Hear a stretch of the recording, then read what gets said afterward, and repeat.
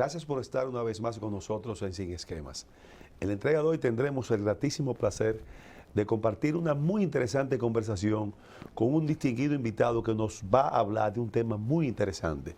Vamos a hablar de lo que más circula por nuestro cuerpo, que es nuestra sangre. Tendremos una conversación con el doctor Pedro Sin, hematólogo internista, pasado director del Colegio Dominicano, Médico Dominicano y director del Hemocentro Nacional, una institución, si mal no recuerdo, recién constituida, creo que a final del pasado año, y con quien, repito, tendremos la oportunidad de obtener informaciones muy útiles para nuestro público televidente, que es el objetivo fundamental de Sin Esquema, llevar información que pueda nuestro público usarla y aplicarla para su beneficio.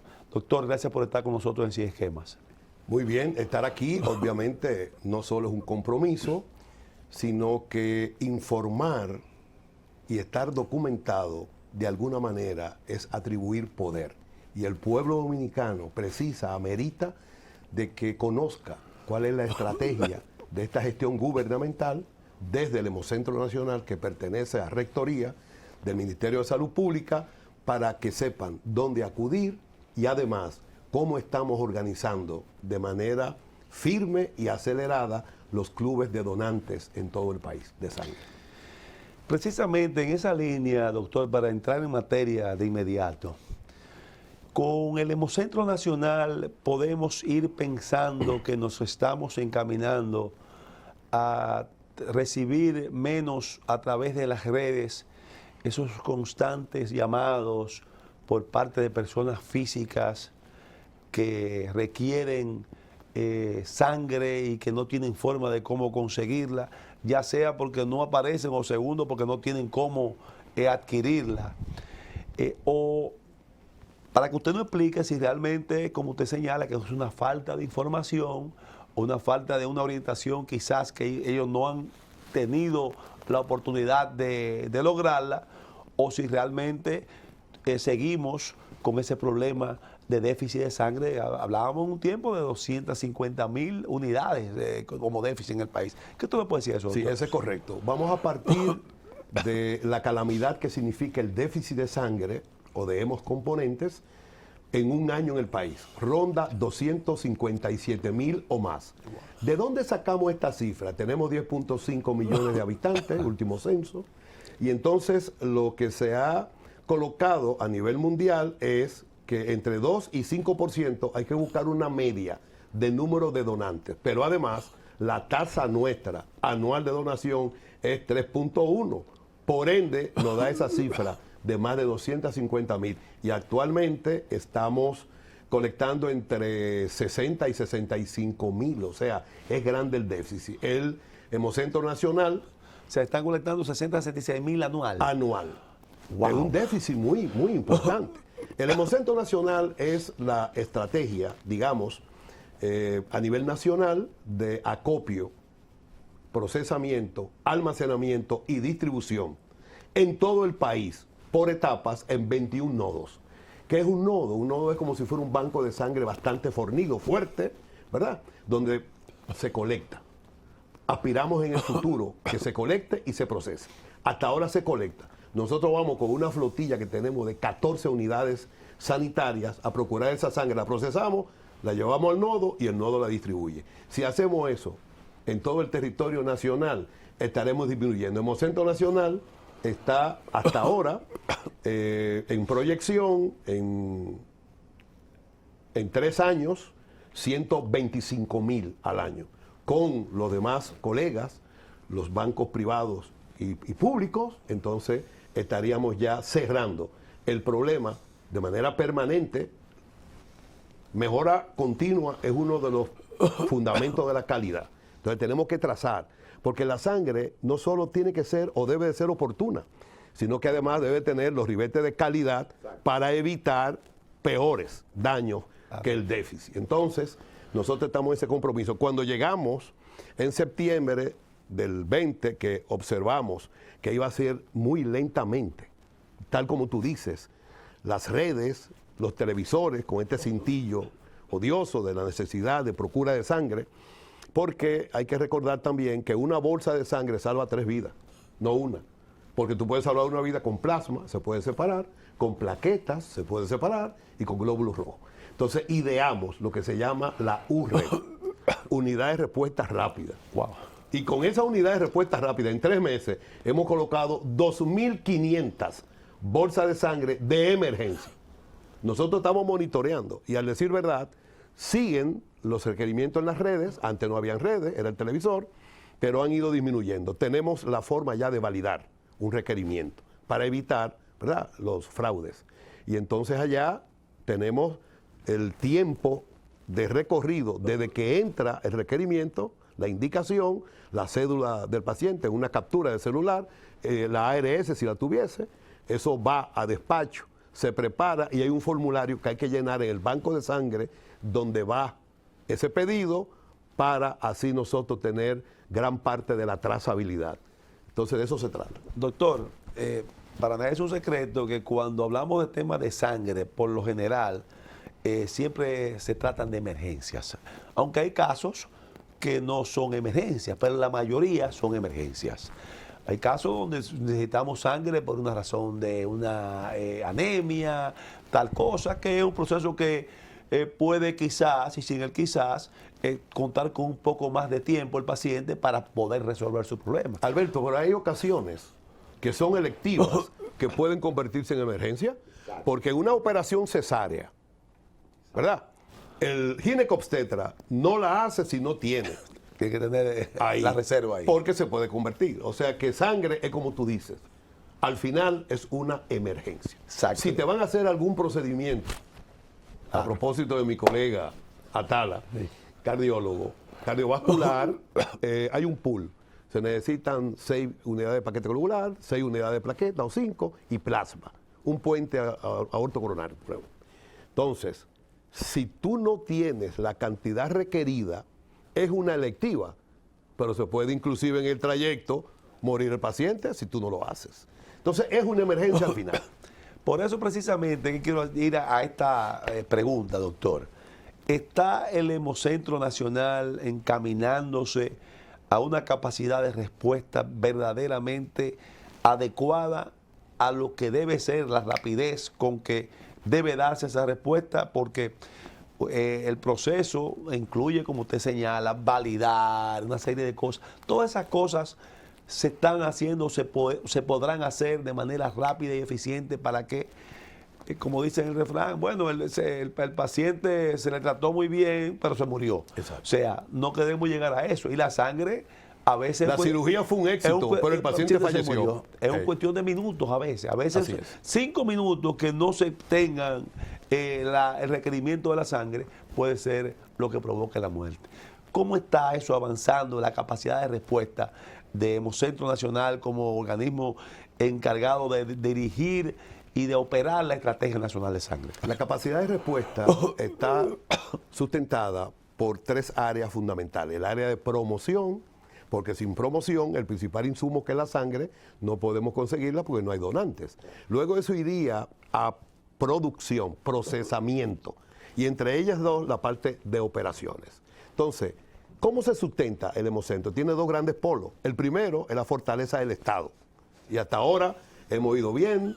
COVID-19 diezmó la economía del mundo, tú que sabes y eres experto en eso, y sin embargo, hemos mantenido un presupuesto viable a esos fines. Y ahora ya estamos en conversación con CIRSARRIR, porque por ley las ARS, si tú tienes un plástico de una de ellas, entonces tienen que impactar el procesamiento. Si es del Hemocentro, eso iría a una cuenta, para hacerlo sostenible. Ahora, ¿qué hemos hecho? Hemos hecho lo siguiente. Hay 2 formas de colecta. La colecta mural, que es allá, tenemos 8 asientos, más 2 para las plaquetas, pero lo que más se usa en el mundo, y aquí también, son los 2 camiones colectores, que cada uno tiene 4 sillones. En la medida que el pueblo colabore y estén atentos y nosotros hagamos una campaña vigorosa, sostenida y oportuna de que hay que donar sangre, entonces vamos a tener cada día ese tipo de solución que tú planteas como respuesta. Ya yo había dicho, la diana de nosotros es llegar a 125,000 por año. Si tú me preguntas ahora cómo andamos, yo creo que andamos bien, porque en medio de una pandemia, tú tener un rate, una frecuencia de colecta de 18 por día, yo creo que es apreciable. Es un trabajo fabuloso. Yo quiero decir aquí, y lo voy a decir por primera vez, el trabajo que hemos estado haciendo con este grupo de jóvenes, allá nuestros encargados de las diferentes áreas, a pesar de que tienen una y dos maestrías, tienen 30, 32 años. O sea, yo no soy papá ya, yo soy abuelo. Entonces, ¿qué ocurre? Han hecho una serie de gestiones de compromiso que, a pesar de que nosotros ahora vamos a recibir una inyección, vamos a recibir más bioanalistas, porque apenas allá contamos dentro del procesamiento con algunas 14 para dar toda esta respuesta. Entonces vamos a ir avanzando. Los choferes sanitarios para hacer con mayor prontitud la llegada del requerimiento, eso ya también lo estamos haciendo, y los promotores, que es importante. Vamos a crear, la primera generación de donantes en República Dominicana. Los chiquitines de 4 y 5 años, vamos a organizarles pequeñas conferencias que ellos entiendan lo que es la sangre, para cuando vayan creciendo, vayan colaborando y vayan socializando. Ellos van a ser los principales promotores al final, porque esto es un proceso por etapas. O sea, vísteme despacio que voy deprisa. Sangre es emergencia. Exacto. Necesito que sea oportuna, pero que tenga ribetes de calidad. Y además en el Hemocentro Nacional tiene, por mandato del presidente Luis Abinader, ribete de gratuidad. Es gratuita, porque él ha dado un mandato con sobrada razón. Gratuita significa, doctor, también para nuestro público televidente, que se la van a dar, pero tampoco sin tener es que pagar un obligatorio. centavo. No, también no tener que donar lo mismo que le dan, ahí mismito, la que reciba la sangre. O sea, si una gente va y le pide una pinta de sangre, se la donan. Sí. Pero eso incluye también... Se le entregan. Se le entregan, sí. Perfecto. Tiene que donar a alguien... Casi siempre. Mira si el pueblo dominicano tiene conocimiento y sobre todo es solidario. Vamos a ver. Las donaciones allá, por ejemplo, vamos al día de ayer. Okay. Se hicieron 26 despachos. Okay. Entonces tú me preguntas, ¿y cuántas donaciones, Pedro? 29. Por encima. Okay. Voluntaria. No hay que pagar un solo centavo a nadie, porque es gratuita y la llevamos al hospital o a la clínica donde esté el paciente. Y, esa es la idea. Y lógicamente ahí esas 29 donaciones que ocurrieron pasan al proceso de depuración, pasan al proceso de ver, no tiene que ser necesariamente el mismo tipo de sangre que se llevaron. No. Exacto. Si tú tienes un donante que es O positivo y te entregamos una B positivo, llévalo, porque esa le va a servir a otro dominicano también. Eso es muy importante. Eso es muy importante. Sí, doctor, como usted habla ahora de que me llamó la atención que se iba a llevar a cabo una campaña desde niño. Estamos hablando de la posibilidad de que pueda incluirse eso incluso en nuestros planteles escolares. Bueno, la idea es esa. Ya yo tengo una visita. Yo tengo una visita formal con el ministro Fulcar y además también con Hidalgo, el del ADP. Ah, qué bien. Sí, porque tiene que ser. La sangre es roja, Alberto, pero no es escogidista. Es de todos los dominicanos y dominicanas. Entonces tenemos que acudir a los sectores que vayan a propiciar, que vayan a facilitar y a promover la donación de sangre en todo el país. El 14 de junio, está próximo, es el Día Mundial del Donante. Tenemos una actividad directamente y se va a transmitir desde allá, desde el Hemocentro. Vamos a tener muchos testimonios, vamos a tener muchas orientaciones, vamos a tener donaciones y vamos a inaugurar el nodo número 0 que está allá. O sea, el Hospital Ney Arias, el Hospital Reinaldo Almanzar, el Hospital Hugo Mendoza y Los Quemados, que hay una unidad, se llama Pearl Orb, van a declararse ya libre de cualquier eventualidad. Es decir, cualquier ciudadano que vaya... ¿Y el traumatológico no entra ahí? Sí, el Ney Arias. Ah, el Ney Arias, sí. Tendrá el famoso Darío Contreras que uno oye siempre. Exactamente, sí. También. O sea que a partir de ahí vamos a ir al nodo número 1, ¿verdad? Sí. Que es un hospital importante donde va a estar el nodo y tenga satélite. Va a colectar y los satélites también procesamos y la llevamos.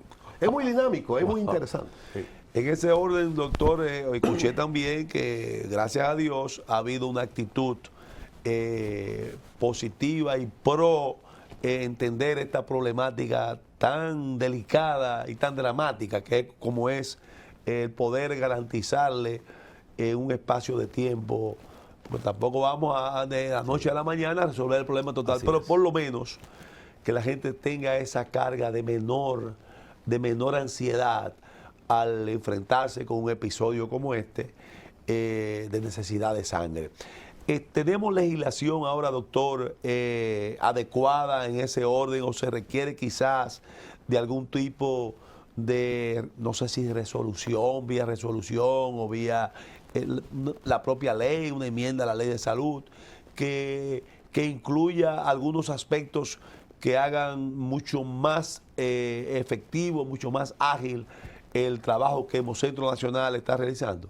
Sí, desde la instancia del ámbito de rectoría del Ministerio de Salud Pública, nosotros sí podemos, a través del ministro, ¿verdad?, poder socializar y enviar algunas resoluciones que emanan a partir de la ley 4201, es decir, la Ley General de Salud. El ministro Daniel Rivera puede con el equipo dar esas orientaciones. Vamos a poner un ejemplo. La ley 4201, reitero, General de Salud, establece que la instancia que coloca el coste de insumos y de reactivos de banco de sangre es salud pública.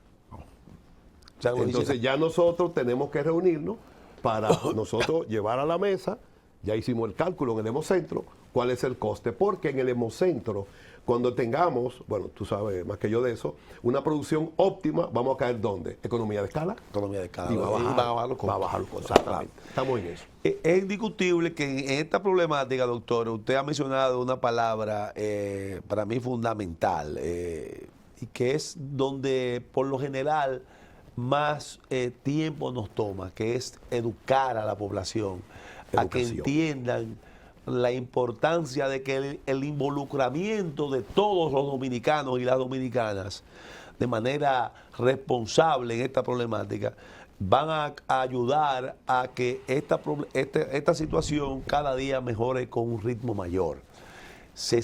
La promoción se está llevando a cabo a los niveles que usted entiendan.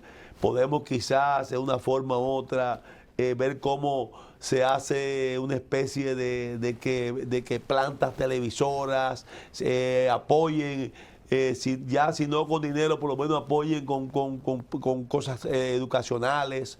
¿Cómo va eso? Bueno, este es un ejemplo. Tú estás formando parte importante de lo que tú mencionas.